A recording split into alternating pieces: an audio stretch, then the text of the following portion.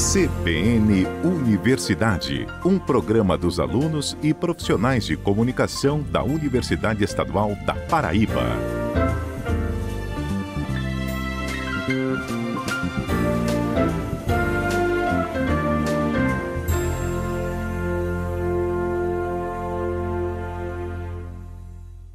Olá, bom dia! Está começando mais um CBN Universidade, aqui na 103.5, sua rádio CBN Campina.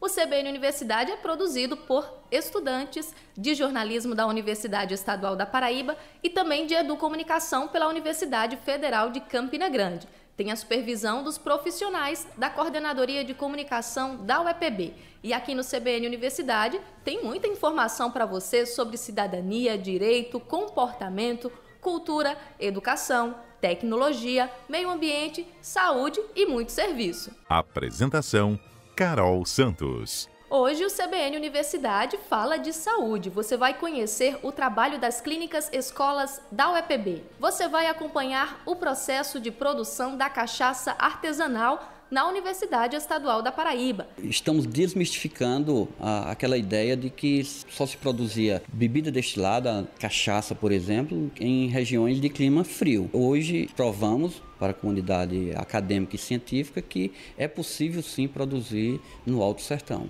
Você, estudante, hoje tem guia do universitário sobre intercâmbio. Vamos falar sobre a contaminação por agrotóxicos e os riscos de picadas por animais peçonhentos. O animal peçonhento está no habitat natural dele e o ser humano acabou adentrando, fazendo sua lavoura e acaba entrando em contato com esse animal. Então ele tem que ter alguns cuidados e saber como se portar em caso de acidente.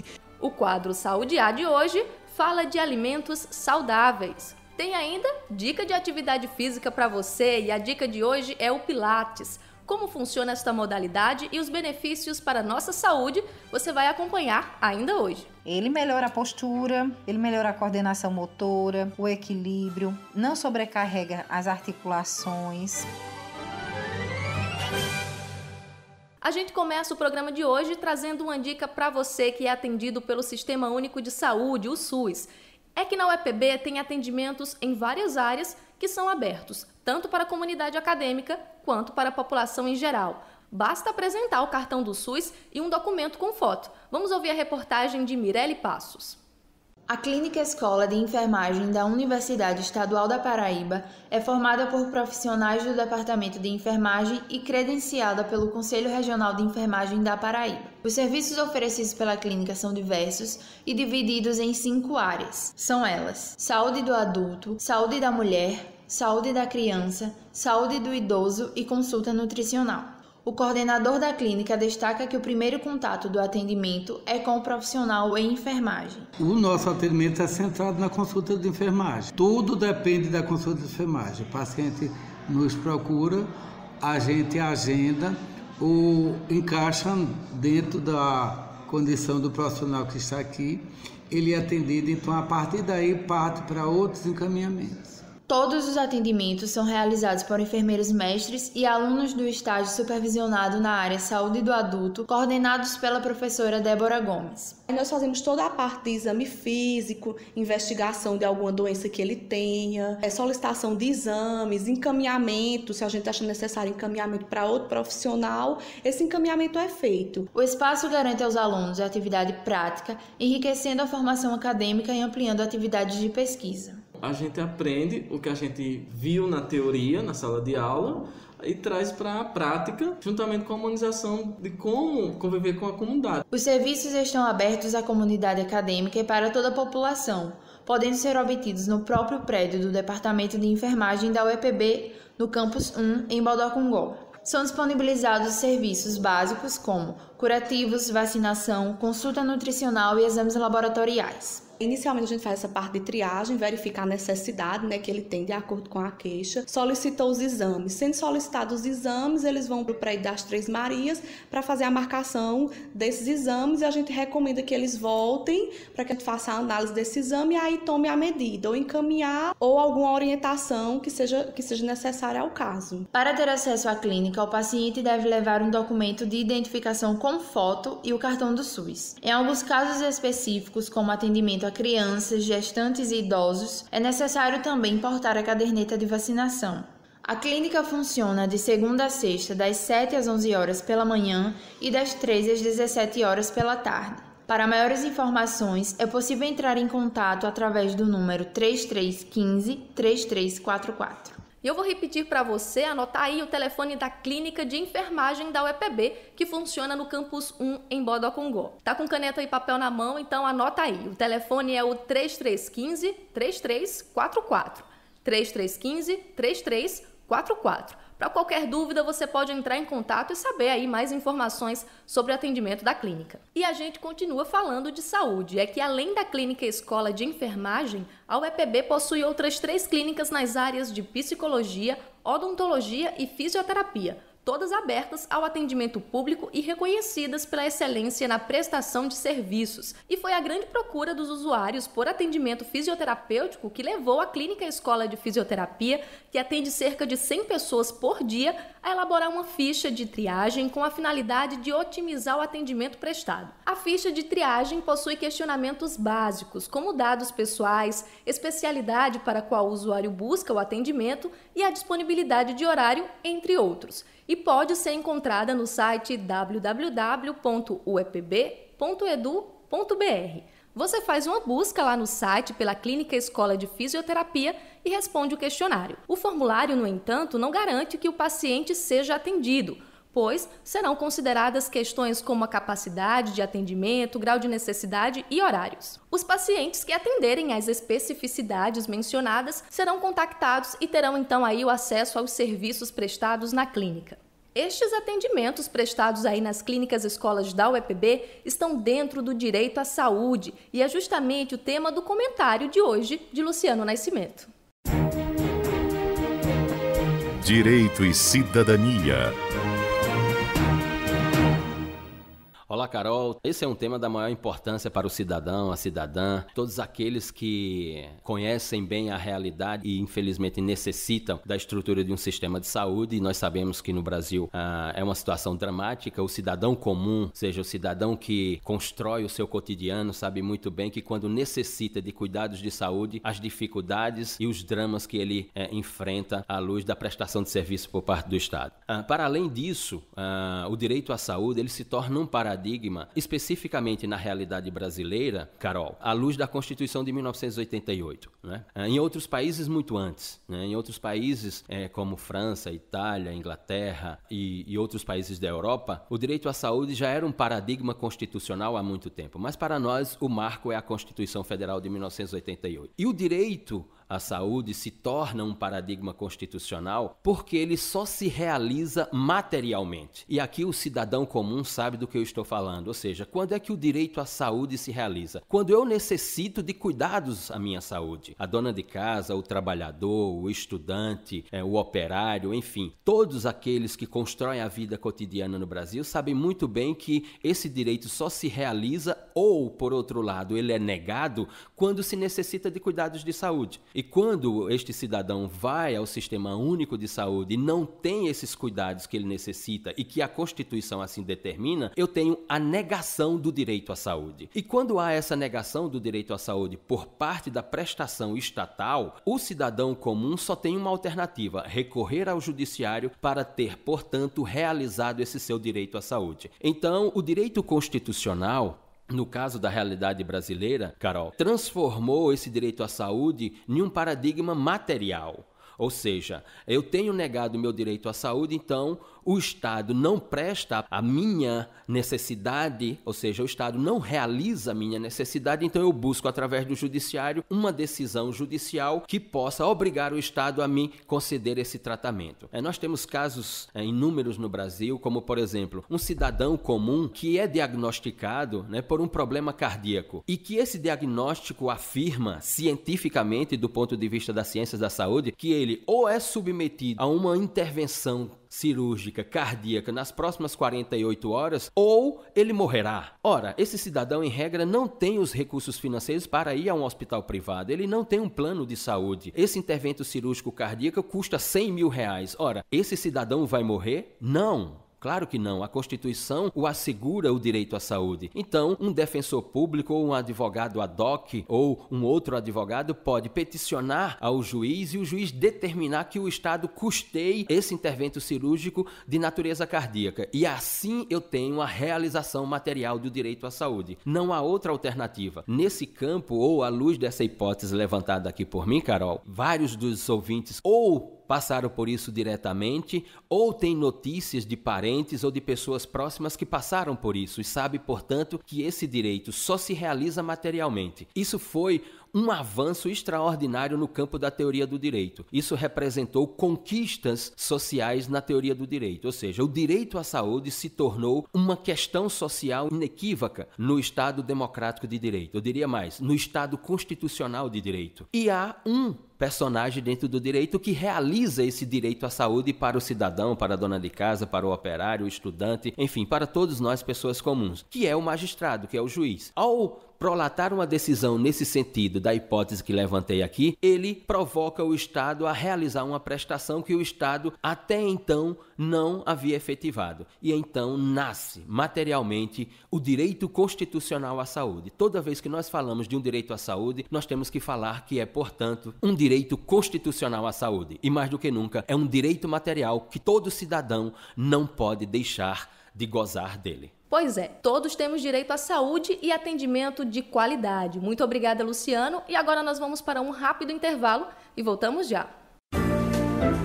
CBN Universidade, na CBN Campina Grande. Estamos de volta com o CBN Universidade nesta manhã de sábado aqui em Campina Grande, direto da Rádio CBN. E o nosso assunto agora é cachaça, mas calma que ninguém aqui está bêbado não. É que na Universidade Estadual da Paraíba tem um laboratório para a produção de cachaça artesanal. O processo ainda está no início e quem foi conferir de perto foi o repórter Joalisson Sebastião.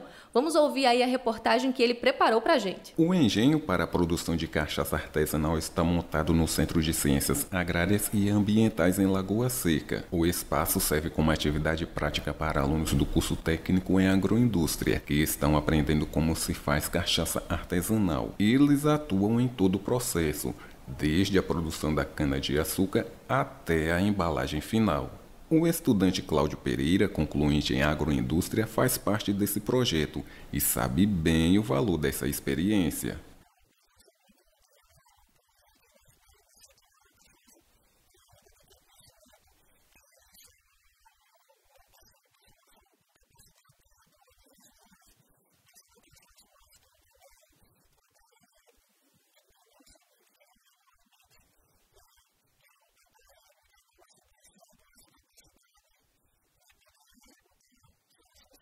A instalação do engenho para a produção de cachaça artesanal é uma parceria público-privada. Quem explica para a gente é o diretor do Campus 2, José Félix.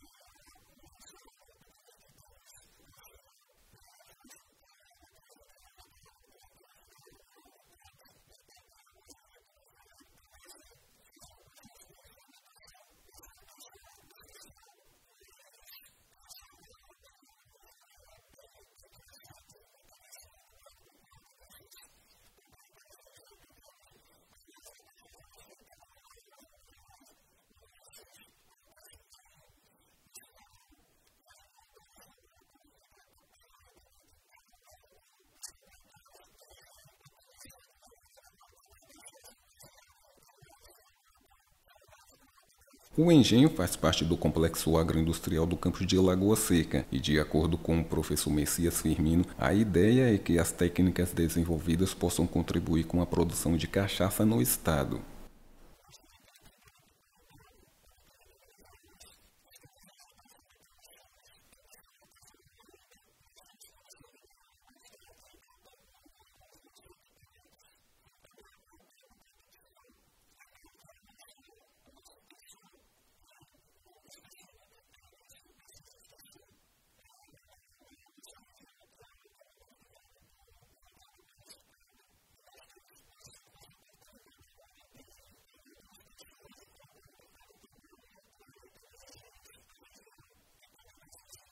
A cachaça produzida passa por todos os processos tradicionais.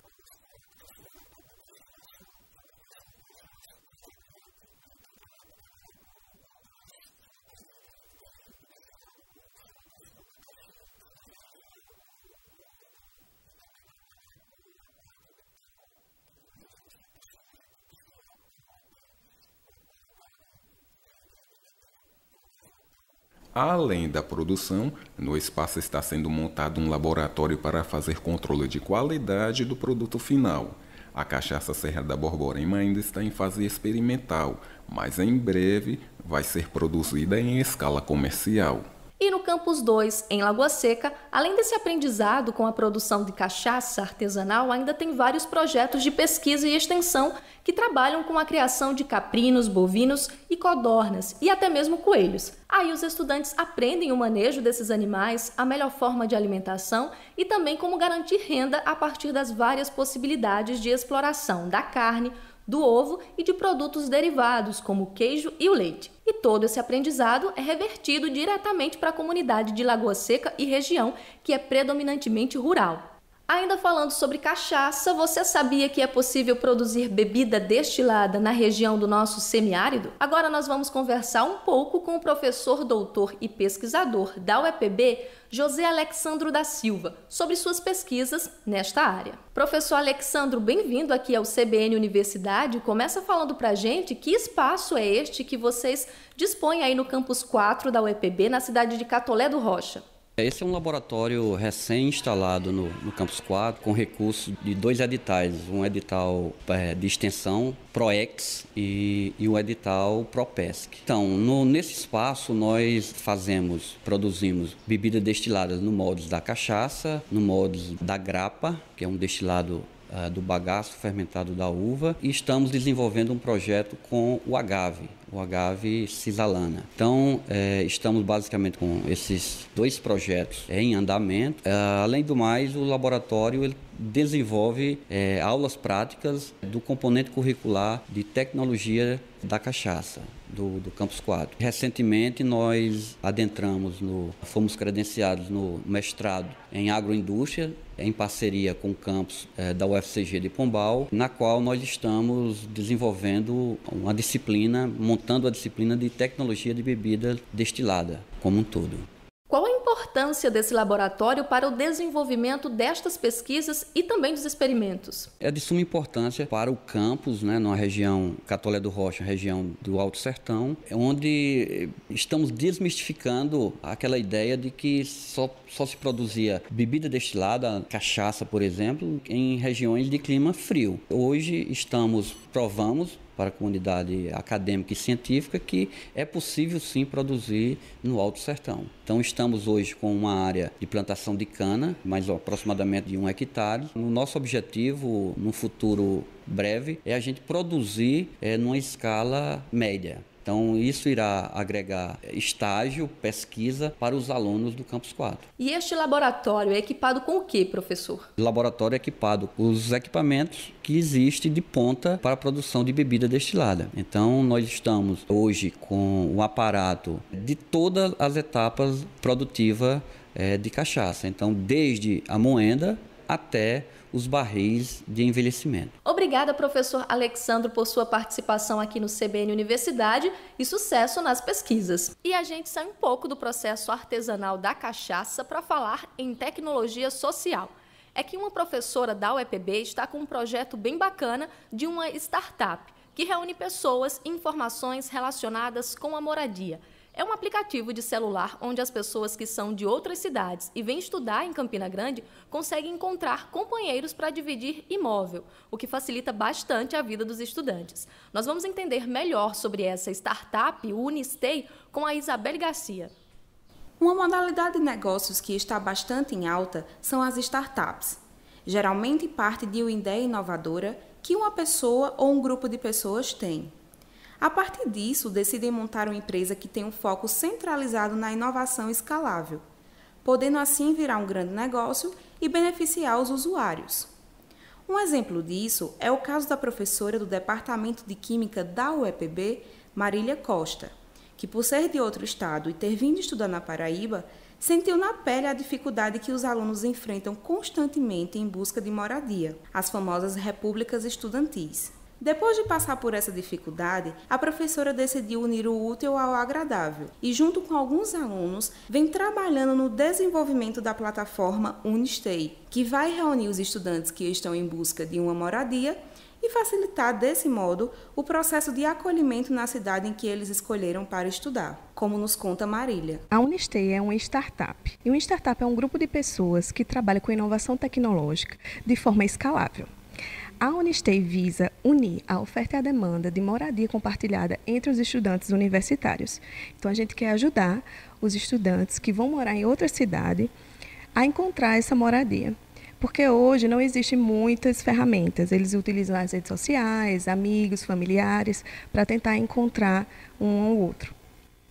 Então, foi vendo essa necessidade que existe, que começou a se pensar, né, nessa plataforma. E hoje, quais os alunos de quais cursos atuam juntamente para que isso possa ser realizado? Bom, no momento, para desenvolvimento da plataforma, a gente trabalha com 2 estudantes de computação, tem um estudante de comunicação, um designer ajudando, um estudante de farmácia e 2 de química industrial. Então, queria deixar claro que a gente trabalha com multitarefas, então não importa a graduação, as pessoas se desenvolvem tanto na área de marketing, vendas, relacionamento com o cliente, financeiro e também na parte de computação, independente da graduação que eles fazem, porque uma startup trabalha com empreendedorismo inovador, que temos sempre diferentes habilidades vindas de diferentes graduações. Então, esse projeto está aberto a receber novas pessoas para que trabalhar justamente nesse desenvolvimento e possivelmente um aplicativo futuro. Sim, claro. O objetivo é que o produto seja feito por universitários, para os universitários, porque eles próprios se desenvolvem, também desenvolvem um produto voltado para eles mesmos. Então, nós aceitamos sim, estamos abertos à contribuição dos universitários para que a gente possa colocar no mercado em breve, botar no ar essa plataforma. E de onde foi que surgiu essa ideia? A senhora viu a necessidade no mercado ou passou por essa situação? Como foi que surgiu? Essa ideia surgiu ano passado na FETEC. Teve um evento chamado Hackathon, em que a gente discutia inovações na área da educação e discutindo como poderíamos melhorar o acesso e a permanência do estudante universitário na universidade, surgiu a Unistay. Então, nós vencemos naquele momento a Hackathon em primeiro lugar e seguimos com o projeto. Isabelle Garcia para o CBN Universidade. Agora vamos para mais um intervalo e daqui a pouco nosso assunto é intercâmbio. Então fica ligado que já voltamos com dicas bem legais para você que pensa em morar em outro país para estudar e garantir um segundo idioma. Voltamos daqui a pouco, agora é hora do repórter CBN. CBN Universidade, na CBN Campina Grande. Voltamos com o CBN Universidade, programa feito por estudantes e profissionais da Coordenadoria de Comunicação da UEPB. O nosso recado agora é para você, estudante, que pensa em fazer um intercâmbio e não sabe qual caminho seguir. Se liga aí que é hora do Guia do Universitário. Guia Universitário, com Dayara Souza. Olá, jovens! O tema de hoje é intercâmbio. E esse assunto não é coisa exclusiva das universidades, viu? Existem diversas formas de intercâmbio e com diversas finalidades. Primeiro, é interessante a gente pensar no intercâmbio não só como uma viagem, mas como uma troca. Ou seja, o intercâmbio não está só relacionado a conhecer um outro país, mas sim a conhecer outras culturas, outras linguagens, costumes. Enfim, se você sonha em fazer intercâmbio, é desse princípio que você deve partir. Pensar que a principal característica do intercâmbio é justamente o câmbio, ou seja, a troca cultural, social, educacional. Pensando nisso, a gente separou algumas dicas e informações que vão lhe ajudar. Vamos começar pelo principal, então. Se intercâmbio não é só uma viagem, e sim uma troca, então dá para começar mesmo sem viajar, certo? Então comece arrumando meios de entrar em contato com pessoas diferentes e costumes diferentes. Então, se você sonha em fazer intercâmbio, o ideal é começar fazendo intercâmbio. Um exemplo, se você quer ir a Portugal, procure saber se alguém próximo a você já fez intercâmbio por lá, como funciona a cultura, como são os costumes, como vivem as pessoas de lá. Nesse sentido, a internet pode ser bem útil para você. já que ela possibilita que você possa conhecer e conversar com pessoas de lá. Além disso, nela também é possível você ter informações sobre bolsas, sobre quais empresas oferecem, como funcionam os processos seletivos para lá. Aí, no fim das contas, viajar vai ser bem mais fácil, já que você já tem um primeiro contato com os costumes e já tem informações sobre as possibilidades de bolsa que você pode ter para fazer o intercâmbio. Aproveitando aí esse nosso exemplo de Portugal, a gente vai mostrar a história de um estudante, o Ricardo Júnior. Ele é intercambista e ele foi a Portugal pelo projeto da Universidade Estadual da Paraíba. Ele falou com a gente sobre a preparação para essa experiência. Como eu tenho um CRE alto, eu vi que eu tinha realmente condições de passar. A segunda parte foi uma entrevista e a terceira parte foi análise do currículo. E como eu me envolvia muito em projetos, sempre participei de eventos, de projetos, eu vi que realmente havia essa possibilidade de conseguir a bolsa. Eu ia para Portugal, fazer um intercâmbio por meio da UEPB. O ProMim é um projeto com recursos próprios de UEPB, o primeiro, inclusive, e que tem essa oportunidade, que dá essa oportunidade aos estudantes de viver essa experiência no intercâmbio, de aprender outro idioma, de aprender outra cultura. O guia deseja muita sorte e uma ótima experiência para o Ricardo. Mas enquanto a experiência dele em outro continente está só começando, nós fomos à procura de uma pessoa que já passou por isso diversas vezes e trouxemos algumas dicas para você. O Miguel Ângelo, ele é um espanhol que já fez intercâmbio 6 vezes. Ele já foi para França, Portugal, Alemanha, Estados Unidos e agora está aqui no Brasil ensinando espanhol para brasileiros. E ele passou algumas dicas de como se preparar para processos seletivos de intercâmbio. Confere aí. Quando você recebe uma bolsa, tem que realmente tentar até conseguir pelo menos uma. Por quê? Porque não vai ser simples, mas é possível. Mas não pode ficar aí desanimado somente porque não conseguiu na primeira vez. Por exemplo, eu para estar aqui no Brasil, eu me candidatei 3 vezes. Se a primeira vez eu tivesse pensado, isso de ir para o Brasil para mim é muito complicado, eu acho que não vai dar, então eu deixo. Mas continuei, eu já sabia que para as bolsas, para o trabalho, sempre é bom insistir, e aí você, em algum momento, você vai conseguir. Se não é a bolsa que você esperava conseguir no início, ou o trabalho que você esperava conseguir, pode conseguir outros. Falar com pessoas que já conseguiram, como que conseguiram, se eles podem mostrar para vocês os documentos que eles apresentaram. Normalmente a gente tenta ajudar você, né? Normalmente sempre, em tudo que eu fiz, normalmente era para bolsa ou para trabalho. E sempre teve um processo seletivo. Algumas vezes era mais simples, outras era mais complicado. Algumas vezes tinha mais pessoas, outras menos. Mas mesmo isso vai mudar, porque para a mesma bolsa, pode ser que um ano vai se candidatar mais pessoas do que o outro. A antecipação, a preparação é muito importante. E é com essas dicas de Miguel que a gente encerra a nossa edição do Guia de hoje. Lembrando que semana que vem a gente volta para falar sobre cursos à distância. Então fique ligado. A nossa produção foi conversar com alguns estudantes para saber quais as principais dúvidas quando o assunto é intercâmbio. E não vamos deixar você aí com esses questionamentos não, viu? Pois o Cristiano Cordeiro, integrante da Coordenadoria de Relações Internacionais da UEPB, responde pra gente. Se liga aí. Oi, meu nome é Rayane Kess, sou estudante de jornalismo e gostaria de saber quais os países que mais recebem estudantes brasileiros. Existem 2 países que geralmente são os países mais escolhidos pelos estudantes aqui da UEPB. Um deles é Portugal, creio eu que por questões da língua, por utilizar de uma língua bastante similar, que é o português de Portugal, o português brasileiro. E outro país também muito requisitado pelos estudantes da UEPB é a Espanha. São os 2 países que mais recebem estudantes daqui da instituição. Olá, meu nome é Wellington, sou formado em Letras e gostaria de saber que tipo de empresa mais oferece bolsas de intercâmbio e por que essas empresas costumam oferecer esse tipo de incentivo. Bem, o nosso principal parceiro é o Banco Santander Universidades, que ele oferta bolsas de intercâmbio, porque eles têm um programa de mobilidade para estudantes muito forte e o Santander ele está espalhado em diversos países e ele tem parceria com várias instituições. E é um banco que procura fomentar também o desenvolvimento dos alunos no sentido tanto acadêmico quanto cultural, quanto linguístico e também para se apropriar de questões de expertises, de experiências internacionais. Eu nunca fiz intercâmbio, mas deve ser uma experiência e tanto.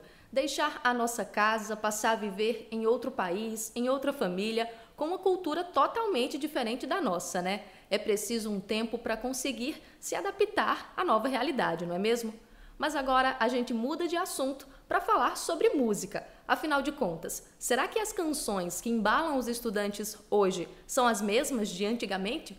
Este é o tema do comentário do professor Rangel Júnior. Cultura, educação e arte com Rangel Júnior.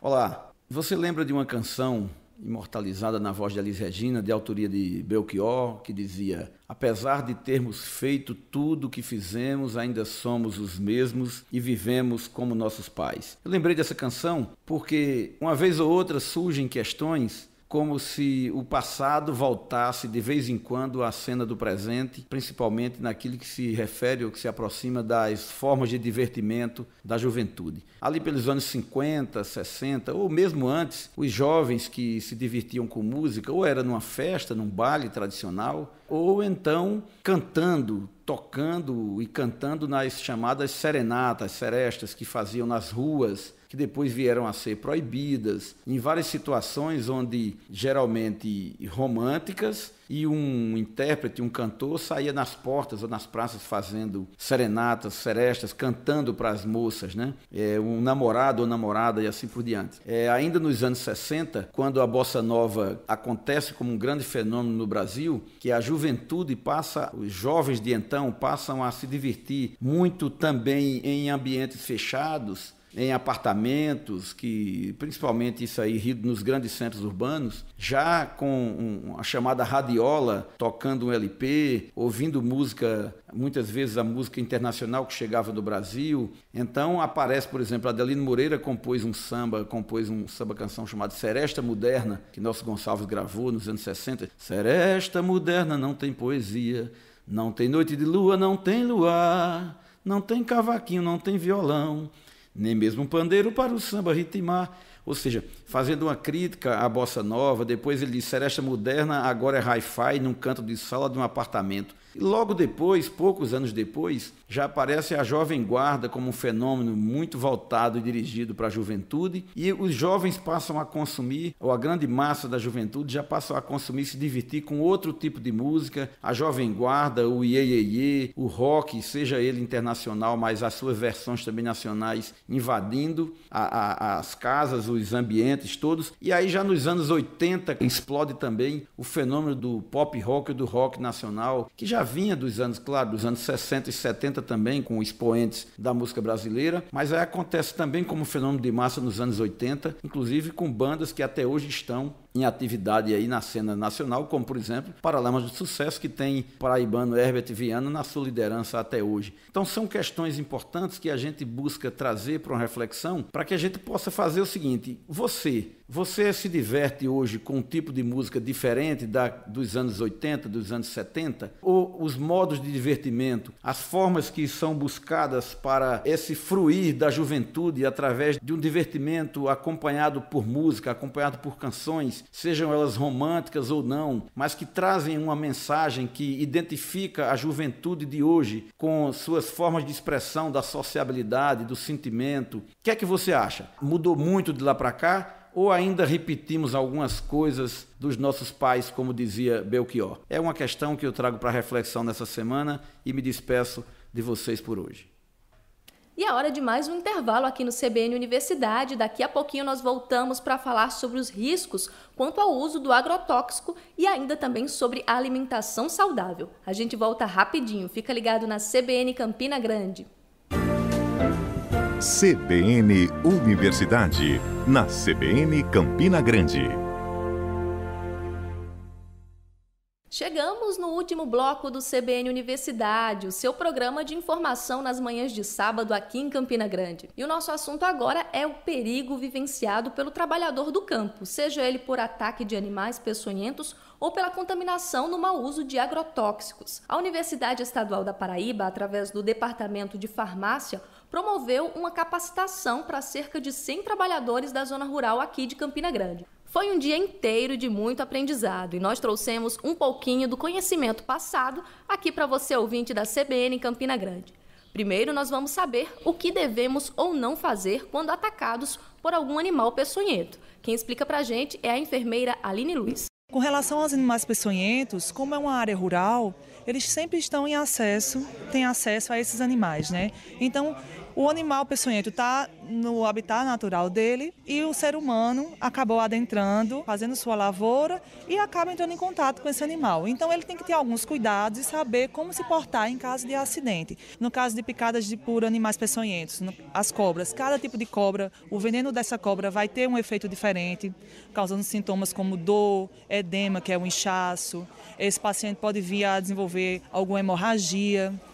Inclusive, algumas práticas acabam piorando a situação desse paciente, como quando muita gente pensa que foi picado por cobra, vou tomar algum álcool, cana, querosene, a gente vê todo tipo de coisa. Gente que é picada por cobra, que corta o local onde a cobra picou para tentar retirar o veneno, tudo isso não é indicado, Qualquer tipo de picada por animal peçonhento ou não, se deve lavar com água e sabão e procurar ajuda médica o mais rápido possível. E as informações sobre a contaminação por agrotóxico, quem traz pra gente é o farmacêutico Vitor Machado. E aí, Vitor, quais são os cuidados que os agricultores têm que tomar na hora de manipular esses produtos? Inicialmente, o que tem que se atentar é o uso dos EPIs. Eles são os principais instrumentos que vão evitar que o agricultor ele sofra por uma intoxicação ou uma doença crônica futuramente, causada pelos agrotóxicos. Os EPIs eles são vendidos naqueles comércios que vendem também os agrotóxicos e eles são os mais indicados, certo? Fora isso, ter a consciência mesmo, de que são produtos químicos e que podem causar risco, Essa consciência dos agricultores é muito importante. Outra coisa interessante que pode se destacar é a forma como é preparado o agrotóxico no cotidiano deles, Eles têm que saberem preparar da forma correta, diluir da forma correta, longe da casa, mais perto da lavoura, evitar a circulação de crianças na hora que estiver preparando aquele produto para ser aplicado. Esses cuidados são aqueles que vão evitar mesmo a intoxicação dos agricultores. Pois é, dicas bem interessantes para os agricultores e para toda a população. E o CBN Universidade continua com dicas para você, ouvinte da CBN Campina. Mas agora são dicas de saúde com Lucielen Lima. Saúde A.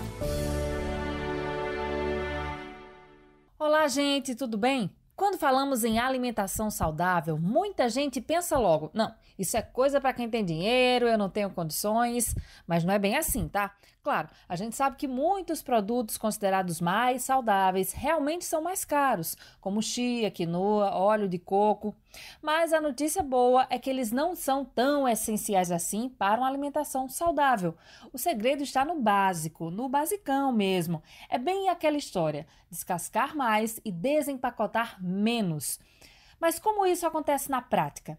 Doutora Luciana Lima, que é gastroenterologista e trabalha com nutrologia, vai nos ajudar a entender isso. Doutora, ajuda aqui. O que significa na prática descascar mais e desempacotar menos?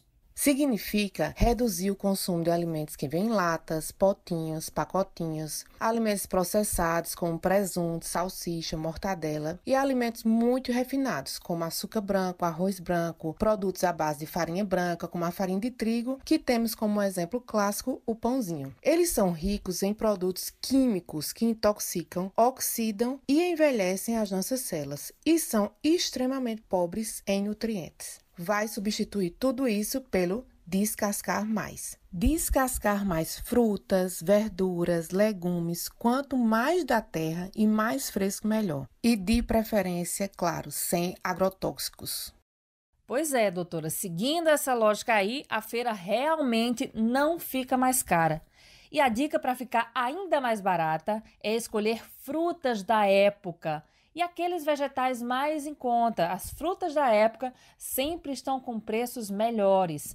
Dá para garantir uma boa variedade a partir dos preços mais baixos. E olha só, o arroz integral básico não é tão mais caro que o arroz branco não, mas é bem melhor em níveis nutricionais. E o bom é que ele no fogo incha mais, ou seja, é um pouco mais caro, mas também rende mais. Faça o teste aí na sua casa, tempere direitinho para ver se não fica bom. Mas doutora, para reduzir o consumo do pão, o que colocar no lugar, no café da manhã e também na janta? Como é que a gente faz?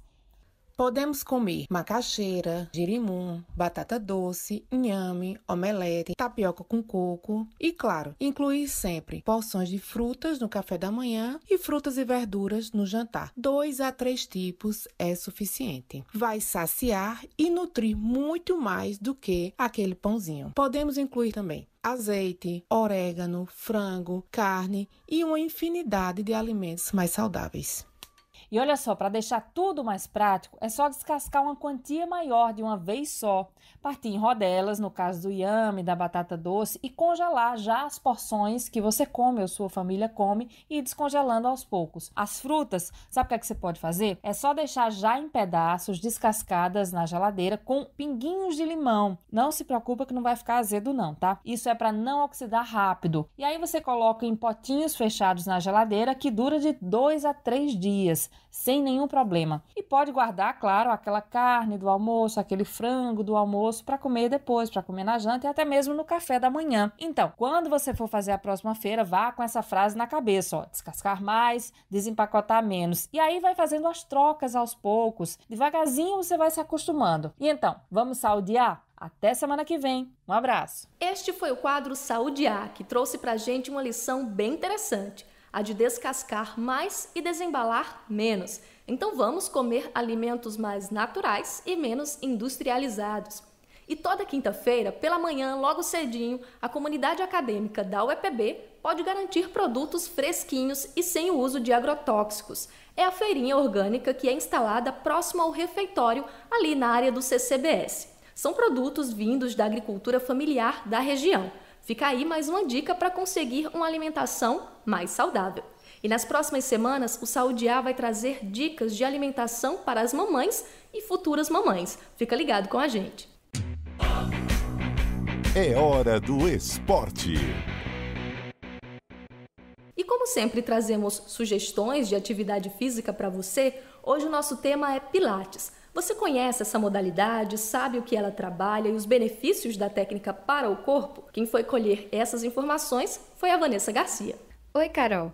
Eu vim até uma academia de ginástica na cidade de Esperança para conferir um pouco da aula de Pilates da professora Andréa Lacerda, ela que é fisioterapeuta. André, explica pra gente o que é o Pilates e como funciona a atividade. O Pilates ele é um método completo de movimentos que proporciona um alongamento e fortalecimento no corpo de forma integrada e individualizada, trabalhando a postura e o condicionamento físico, e isso associado à respiração. O método Pilates ele é realizado através de 6 princípios, que precisa do controle, a concentração, a ativação do centro de força, que é o core, a respiração, a precisão durante o movimento, mas tem que se ter uma fluidez. Professora, e quais são os benefícios para quem pratica o Pilates? Os benefícios, eles são vários. Eu só vou citar apenas alguns para você. Ele melhora a postura, ele melhora a coordenação motora, o equilíbrio, não sobrecarrega as articulações, libera hormônios responsáveis pelo prazer e o bem-estar, que isso é muito bom, aumenta a flexibilidade, alivia as dores musculares, a resistência, ativa a consciência corporal. Então, assim, o Pilates, ele é completíssimo, é um exercício maravilhoso. Obrigada, professora. Vanessa Garcia para o CBN Universidade. E o CBN Universidade de hoje fica por aqui. Tivemos a apresentação minha, Carol Santos, revisão de